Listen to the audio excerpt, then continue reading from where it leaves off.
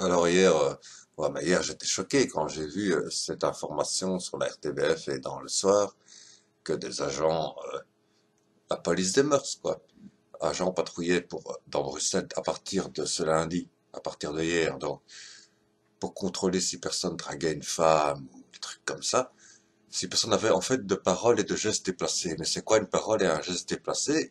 Comme je l'ai dit, hein, un simple «Ah, vous êtes belle» est déjà déplacé dans la bouche d'un prolo. Un prolo n'a pas le droit de dire ça. On sait bien. Ce qui dérange les filles n'est pas de se faire draguer. Ce qui dérange les filles, de se faire draguer par des prolos. C'est-à-dire, ou par des chômeurs, ou par des mecs qui travaillent pour se payer la bagnole. Et comme les vrais bourgeois ne draguent pas en rue puisqu'ils vont dans les boîtes où ils gaspillent 2 000 € en une soirée, et que les filles viennent à eux directement via ces boîtes de nuit, ou via Ibiza, ou via d'autres lieux, hein. Comme je dis, les bourgeois ne vont pas dans les festivals Tomorrowland et autres, ils vont direct à Ibiza. Voilà, tout simplement.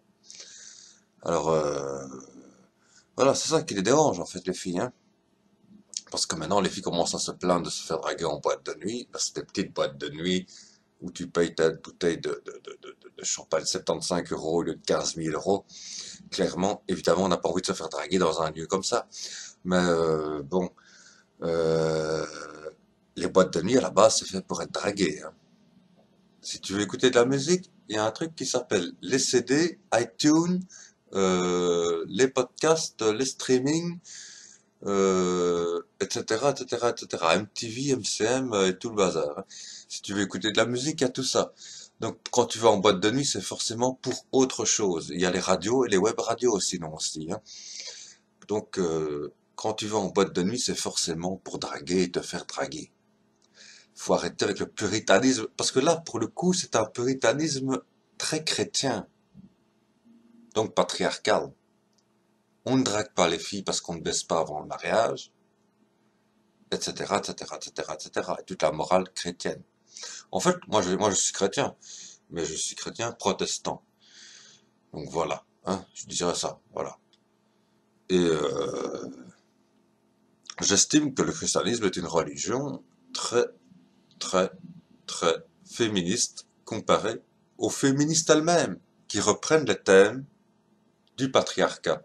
Parce que qu'avons-nous vu hier? Nous avons vu hier la toute première manifestation depuis le confinement, depuis le mars de l'année passée, depuis mars de l'année passée, la première manifestation non statique, donc à mouvement autorisé depuis qu'il y a le Covid-19, c'était une manifestation autorisée par des hommes, puisque c'est les hommes qui sont au pouvoir, n'est-ce pas, mesdemoiselles?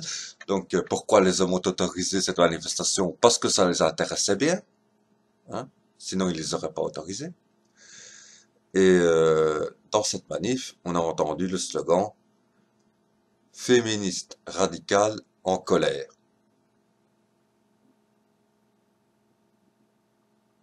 Nous roulons contre le patriarcat, etc. Alors, excusez-moi, mais radical et en colère, est-ce que c'est pas des positions typiquement patriarcales? Être radical et être en colère. Ce qu'on attend des femmes, c'est qu'elles inventent quelque chose de nouveau, pas qu'elles copient le modèle masculin en le transformant en modèle matriarcal. Le matriarcat n'est pas plus démocratique que le patriarcat. Ce qui est démocratique, c'est l'humanisme. L'humanisme. Il faut en revenir aux bases fondamentales de l'humanisme et quitter le féminisme qui ne concerne somme toute que 50% de la population mondiale. Parce que si quelqu'un se disait masculiniste, on dirait ah c'est un facho. Eh ben féministe c'est pareil, ce sont des fachos femmes, tout simplement. Voilà. Mais enfin, donc apprenons à nous aimer les uns les autres et à nous respecter les uns les autres. Nous devons, nous devons, nous devons, et à nous entendre. Voilà, tout simplement.